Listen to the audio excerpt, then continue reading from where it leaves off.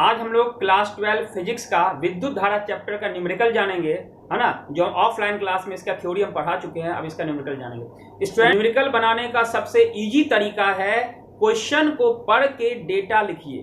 क्या क्या दिया गया है, क्या क्या गिवन डेटा है, उसको सबसे पहले लिखिए। Number 1 step. सेकेंड स्टेप है उस डेटा को एसआई यूनिट में कन्वर्ट कीजिए।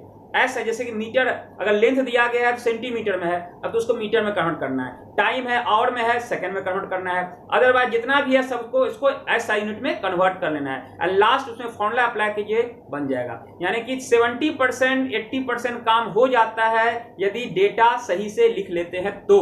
ठीक है, तो आज जो फॉर्मूला इसमें अप्लाई करेंगे ये Q equals to I into T. Q है आवेश, इंग्लिश में चार्ज बोलते हैं, I है विद्युत धारा यानी करंट, T है टाइम, और दूसरा है E equals to W by Q। सब ऑफलाइन ऑनलाइन क्लास हो या ऑफलाइन क्लास हो, सबको हम पढ़ा चुके हैं, तुम लोग को सबको पढ़ा चुके हैं। ठीक है, तो E इक्वल्स टू क्या है? E है विद्युत वाहक बल, इलेक्ट्रोमोटिव फोर्स, W है वर्क यानी कार्य, Q है चार्ज यानी कि आवेश। चलो ध्यान से देखो, क्वेश्चन क्या है। एक विद्युत परिपथ में 3 एम्पीयर की धारा 5 मिनट तक प्रवाहित करने पर 1350 जूल कार्य करना पड़ता है, तो परिपथ में स्रोत का विद्युत वाहक बल ज्ञात कीजिए। क्या क्या है? डेटा लिखने का क्या मतलब है? जो दिया गया, क्या दिया गया? 3 एम्पीयर, तो 3 एम्पीयर विद्युत धारा यानी करंट दिया गया है, तो 3 एम्पीयर। 5 मिनट क्या टाइम होगा? तो टी है 5 मिनट, 5 मिनट। हालांकि समय का एसआई मात्रक क्या होता है? समय का एसआई मात्रक सेकंड होता है, यहां दिया गया मिनट, तो मिनट को सेकंड में कन्वर्ट करने के लिए 60 से मल्टीप्लाई करेंगे तो 300 सेकंड हो जाता है, 300 सेकंड हो जाता है। उसके बाद क्या दिया गया है? 1350 जूल, तो 1350 जूल, जूल किस चीज का यूनिट होता है? वर्क का या एनर्जी का, यहां जूल लिख लिए। करना पड़ता है तो विद्युत वाहक बल, विद्युत वाहक बल को किससे नोट करते हैं? ई से, तो विद्युत वाहक बल वाट। क्या गिवन है वो भी लिखना है, क्या फाइंड करना है, क्या निकालना है वो भी लिखना है। जो दिया गया वो लिख लिए, जो निकालना है उसको वाट कर लिए, है ना। अब यहां पे फॉर्मूला लग जाएगा, देखो E बराबर, तो E का फॉर्मूला क्या है? W by Q। तो W का वैल्यू कितना है? 1350। Q माने आवेश का मान नहीं दिया गया है, तो Q का देखो एक और फॉर्मूला है IT। इस Q के बदले में यहाँ पे IT लिख देंगे, Q के बदले में 1350 बटे IT, I का मान 3 और T यानी समय, समय का मान 5 मिनट में रखेंगे, 300 सेकेंड, ये वाला रखेंगे। एक 0 कैंसिल हो गया, है ना। ये कट गया तुम्हारा कितना बार में? इतना वाला 45/30। ये कैंसिल करोगे, डिवाइड करोगे तो 1.5। ये E आया। इलेक्ट्रोमोटिव फोर्स, इसका यूनिट क्या बताया तुम लोग को? वोल्ट। कोई दिक्कत? ठीक है, अब नेक्स्ट क्वेश्चन आ गए हैं। ये नेक्स्ट क्वेश्चन में क्या है? एक विद्युत परिपथ में 2 एम्पीयर की धारा 1 मिनट तक प्रवाहित करने पर 180 जूल कार्य करना पड़ता है, तो परिपथ में स्रोत का विद्युत वाहक बल ज्ञात कीजिए। फिर से डेटा लिखेंगे। डेटा क्या है? तो क्या दिया गया है? 2 एम्पीयर यानी कि करंट है 2 एम्पीयर। ठीक है, 1 मिनट यानी टाइम है 1 मिनट, तो मिनट को सेकंड में कन्वर्ट करेंगे, 60 से मल्टीप्लाई कर लेंगे, 60 सेकंड, है ना।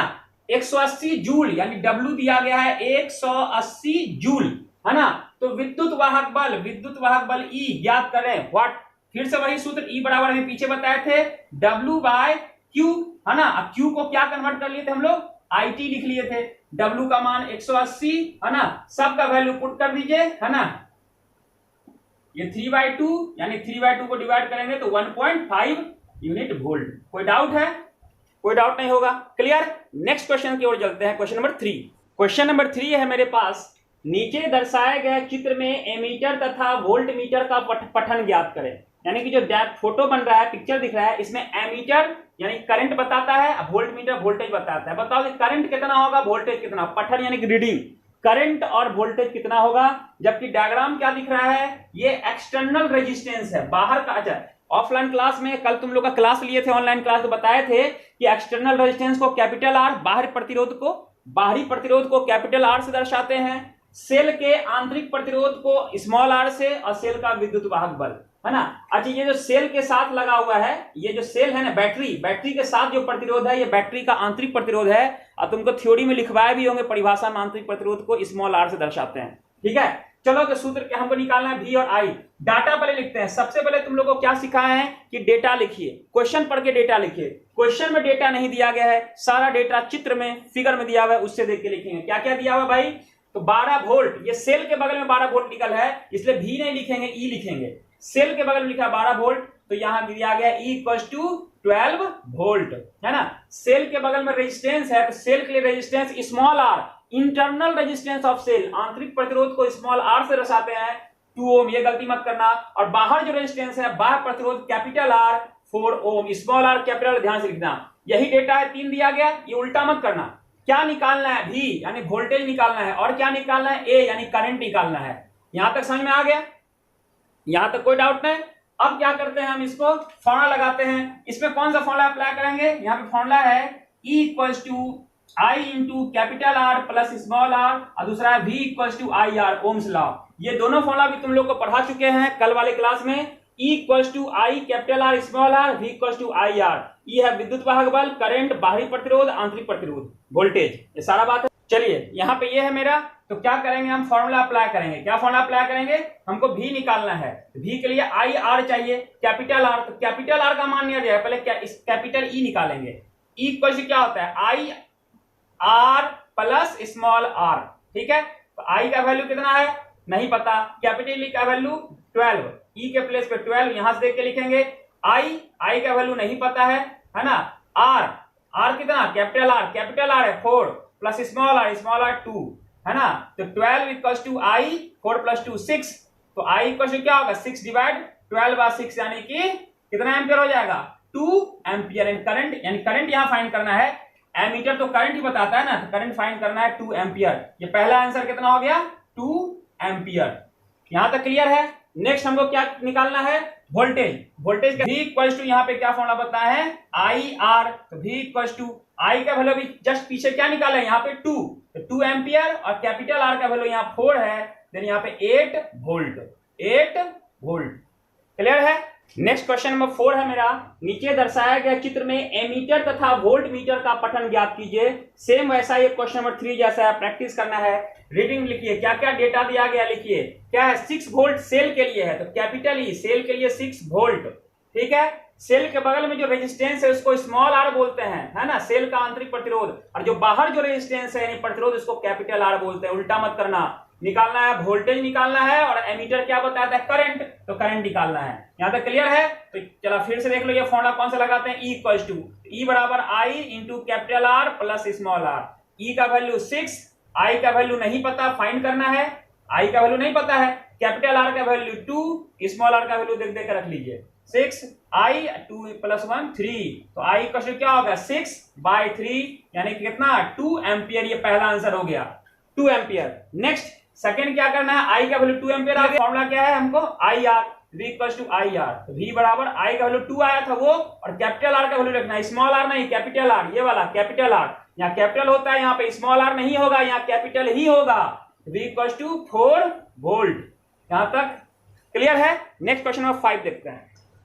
नेक्स्ट क्वेश्चन नंबर 5 देखते हैं। ये एनसीईआरटी का क्वेश्चन है, देखना बहुत इंपॉर्टेंट क्वेश्चन है। जितना बता रहे हैं सारा इंपॉर्टेंट क्वेश्चन है, सब एग्जाम में आता है इस टाइप का क्वेश्चन, ठीक है। किसी कार की बैटरी का विद्युत वाहक बल यानी इलेक्ट्रोमोटिव फोर्स 12 वोल्ट है, 12 वोल्ट। यदि बैटरी का आंतरिक प्रतिरोध इंटरनल रेजिस्टेंस 0.4 ओम है, तो अधिकतम धारा यानी मैक्सिमम करंट का मान निकालना है। मैक्सिमम करंट क्या होता है? ध्यान देख देखिए, पहले डाटा लिखिए। सबसे पहले डाटा, विद्युत वाहक बल को कैपिटल E से दर्शाते हैं, वो 12 वोल्ट, 12 वोल्ट, है ना। आंतरिक प्रतिरोध देखो, रेजिस्टेंस को R से दर्शाते हैं, बट आंतरिक है तो स्मॉल r, इंटरनल रेजिस्टेंस को स्मॉल r से दर्शाते हैं, 0.4 ओम। अधिकतम धारा, धारा तो करंट होता है I से दर्शाते हैं, बट मैक्सिमम है, यहाँ छोटा सा max लिख देना, मैक्स यानी मैक्सिमम करंट, अधिकतम धारा, ये निकालना है। अब यहाँ पे क्या कहानी है भाई? मैक्सिमम धारा के पीछे क्या कहानी है? एक अभी हम फॉर्मूला बताए थे, कैपिटल E वाला formula, E equals to I into R plus small r। चलो यहाँ I है, तो यहाँ पे क्या E लिख देते हैं, I मैक्सिमम, कोई दिक्कत नहीं, स्मॉल I लिखे, मैक्सिमम लेकर कोई दिक्कत नहीं। तो देखो याद रखो कि मैक्सिमम करंट के लिए प्रतिरोध का मान 0 होगा, यानी कि मैक्सिमम करंट तभी होगा जब तार का जो प्रतिरोध है यानी बैटरी के बाहर जितना तार जुड़ा हुआ है उसका प्रतिरोध 0 हो जाए। याद रखना है, मैक्सिमम करंट के लिए resistance, external resistance capital R का मान 0 होना चाहिए। तो याद रखना है, यहाँ पे 0 रख लेंगे मैक्सिमम करंट के लिए। E का वैल्यू 12, I मैक्सिमम तो पूछ रहा है, I मैक्सिमम पूछ रहा है, यहाँ रख दिए। R का वैल्यू 0, स्मॉल r का वैल्यू 0.4। तो ये आई मैक्सिमम क्या हो जाएगा, आई मैक्सिमम बराबर 0 का मान है 0.4, इधर बटे में आ जाएगा ना जी, 12/0.4, पॉइंट हटा तो एक अंक के कारण 1 0, 120/4 यानी कि 30 एम्पियर मैक्सिमम करंट है। कोई दिक्कत? नेक्स्ट क्वेश्चन, क्वेश्चन नंबर 6 देखिए, ये भी एनसीईआरटी का क्वेश्चन है, इंपॉर्टेंट क्वेश्चन है। 10 वोल्ट विद्युत वाहक बल वाली बैटरी जिसका आंतरिक प्रतिरोध 3 ओम है, एक प्रतिरोधक से संयोजित है। यदि परिपथ में धारा का मान यहां छूट गया है, धारा का मान 0.5 एम्पियर हो तो प्रतिरोध ज्ञात कीजिए तथा बंद परिपथ के लिए वोल्टता ज्ञात कीजिए। सबसे पहले डाटा लिखिए, क्वेश्चन पढ़ के, कितना लंबा क्वेश्चन हो, डाटा लिखिए। 10 वोल्ट 10 वोल्ट विद्युत वाहक बल इलेक्ट्रोमोटिव फोर्स होता है, कैपिटल ई से दर्शाते हैं 10 वोल्ट, कोई दिक्कत नहीं। जिसका आंतरिक प्रतिरोध इंटरनल रेजिस्टेंस 3 है, इंटरनल रेजिस्टेंस स्मॉल आर बोलते हैं 3 ओम, है ना। यदि परिपथ धारा नहीं करंट 0.5 एम्पियर, 0.5 एम्पियर, ठीक है। प्रतिरोध ज्ञात कीजिए, आर रेजिस्टेंस निकालना है। आप कॉमन सेंस लगा, आंतरिक प्रतिरोध दिया गया है तो खाली अगर प्रतिरोध बोले तो कैपिटल आर, आंतरिक प्रतिरोध बोले तो स्मॉल आर। प्रतिरोध ज्ञात करना है, कैपिटल आर का मान ज्ञात करना है, और बंद परिपथ के लिए वोल्टता यानी कि वोल्टेज भी निकालना है।